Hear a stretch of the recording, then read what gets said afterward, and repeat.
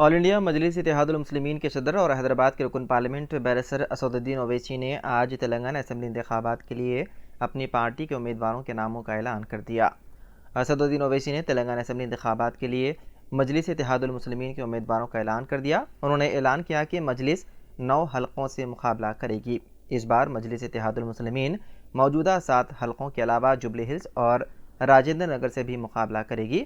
صدر مجلس نے یہ بھی اعلان کیا ہے کہ سید احمد پاشا قادری اور ممتاز احمد خان آئندہ انتخابات میں حصہ نہیں لیں گے، تاہم وہ مجلس اتحاد المسلمین کے ساتھ وابستہ رہیں گے۔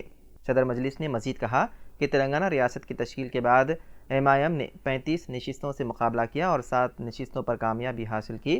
اسی طرح سال 2018 میں پارٹی نے 8 سیٹوں پر مقابلہ کیا اور 7 نشستوں پر کامیابی حاصل کی۔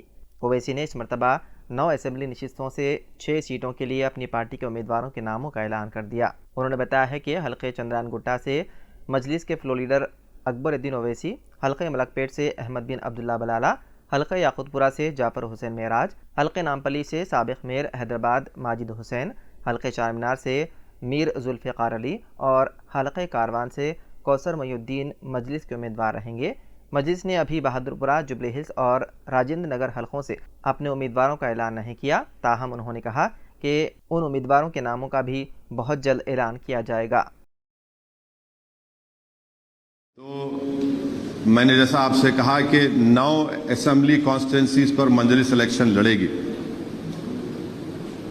جس میں موجودہ 7 MLAs کی کانسٹیٹنسی ہے، راجندر نگر کی اسمبلی کانسٹیٹنسی اور جوبلی ہلز ہے۔